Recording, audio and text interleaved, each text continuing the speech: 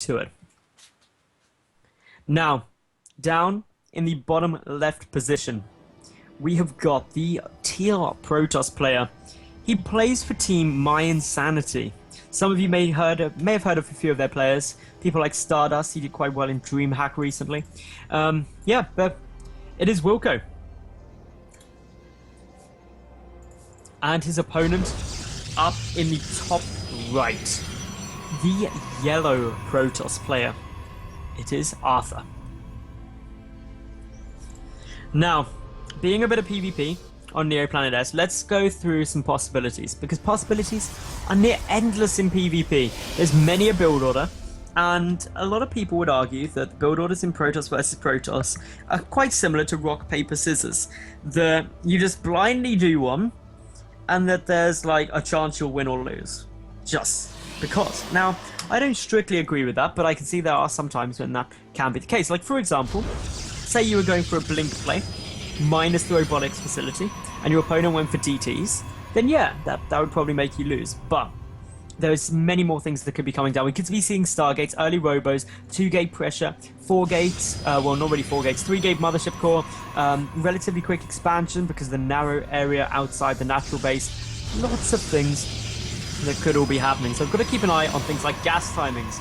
Arthur going for 2 gas, Wilko going for 1 gas, already variation in their build. So that's always exciting to see, because once you start getting variation, you start getting excitement.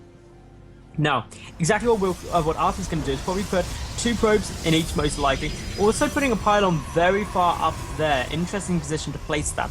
And, ooh, he's not even going for 2 probes in each, he's going for 3. Really gas heavy. This means that it's going to be super, super tech focused. Probably something like a Stargate opening. Almost certainly going to be coming down. Could also be DTs. Yeah, that's pretty much the big things. Meanwhile, Wilko, he's just happy with those 3 probes in gas, getting his second gas geyser up now. Meanwhile, we've got Arthur making his way with this probe over across the map. Now, I was having a discussion, I can't remember who it was with, someone in the last few days, about probes and how they're my favorite worker. Like, SCVs are great, they seem a bit kind of, I don't know, grumpy, to be honest. They're just like drilling away, miners kind of just want to go down to the bar at the end of the night. Drones, well, they're not even strictly sentient, they're just evolutionary programmed to sit there and just be like chewing away at minerals and stuff. Probes, on the other hand, though, they always give you that nice little bleeping sound every time you click on them. It's awesome.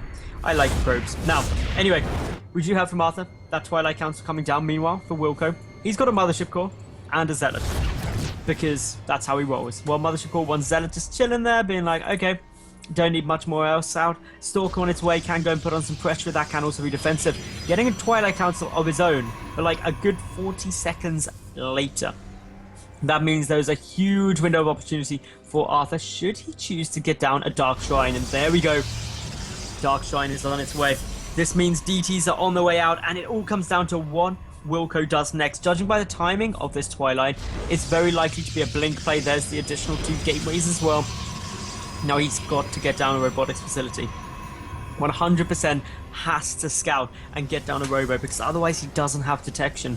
And if your opponent goes DTs and you don't have detection, you can lose really quite easily. So that is something that without doubt now we are going to see Wilko have to try and scouting. Notice as well, this Stalker sitting here in case the Mothership Core comes in to scout.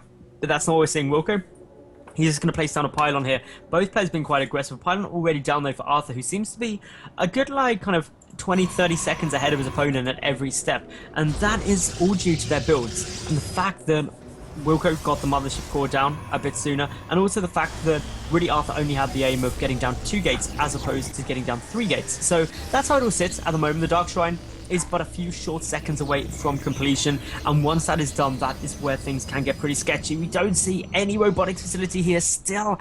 This could be such a problem because the pylon is down. It gets cancelled. Okay, that's cool. Pylon is going to be cancelled there, but now in come the DTs. Arthur starting up his robotics facility. Oh, there was a gap there. GG from Wilko. He knows he can't defend it.